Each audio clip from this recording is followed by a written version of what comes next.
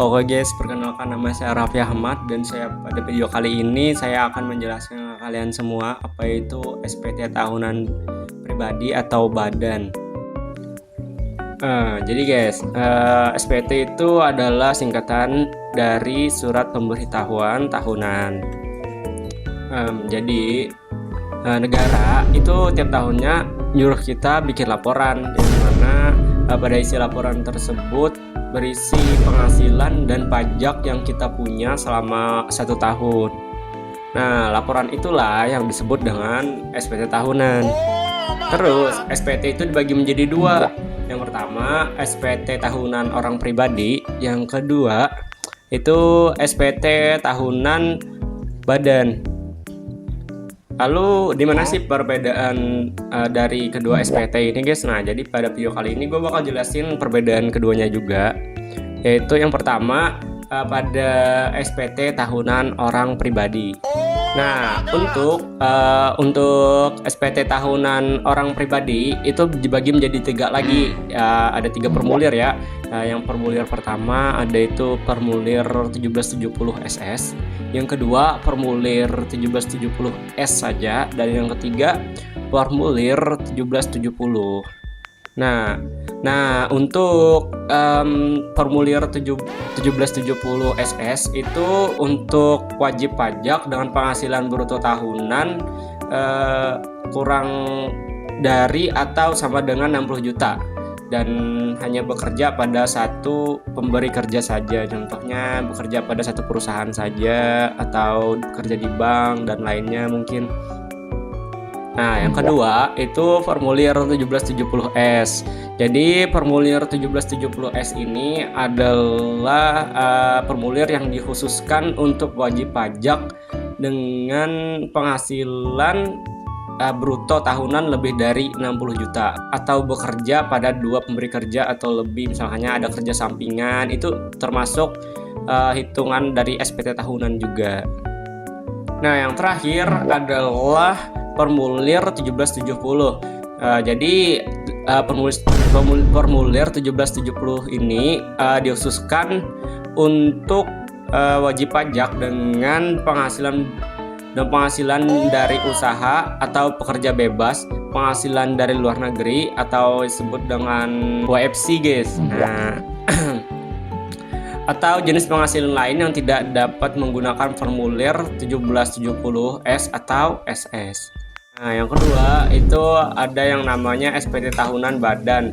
Jadi SPT ini menggunakan formulir 1771. Sesuai namanya, formulir ini digunakan oleh entitas usaha seperti PT, CV, habis itu yayasan, koperasi, dan lainnya. Nah, tujuannya untuk melaporkan penghasilan biaya dan penghitungan PPh terutang dalam 1 tahun pajak. Jadi ada 5 fungsi dan tujuan SPT tahunan bagi wajib pajak. Nah, yang pertama itu pelaporan penghasilan, yang dimana melaporkan seluruh penghasilan yang diterima selama 1 tahun, baik yang merupakan objek pajak maupun bukan objek pajak. Yang kedua, perhitungan pajak terutang, yaitu menyajikan perhitungan jumlah pajak yang seharusnya terutang dalam periode tersebut. Yang ketiga, kredit pajak.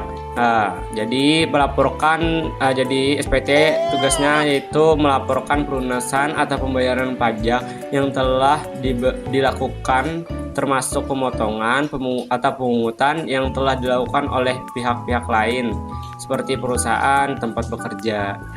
Yang keempat adalah pelaporan harta dan kewajiban.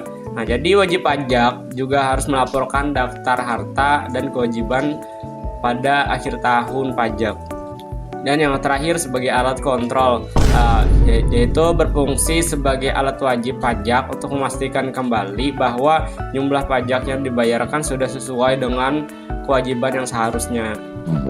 Nah, lalu untuk sanksi dari SPT tahunan ini apabila wajib pajak itu telat bayar pajak.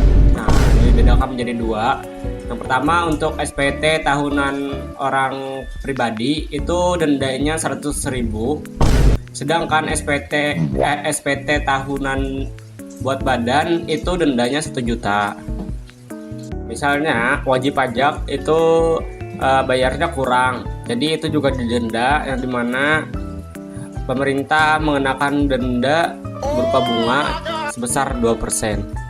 Nah, misalnya sanksi untuk wajib pajak yang sengaja tidak lapor atau memanipulasi data, maka denda yang dikenakan adalah denda 2-4 kali pajak terutang atau kurungan penjara 6 bulan sampai 6 tahun. Nah, untuk batas pelaporannya juga dibedakan menjadi 2. Untuk orang pribadi itu paling lambat tanggal 31 Maret, sedangkan untuk badan itu paling lambat tanggal 30 April. Nah, sekarang cara pelaporan SPT tahunan itu cukup dimudahkan karena sudah dibuat yang namanya aplikasi Vortex, yaitu aplikasi untuk bayar pajak. Dan di situ kalian bisa mengaksesnya lewat online. Caranya adalah tinggal login, terus isi data, lalu kirim.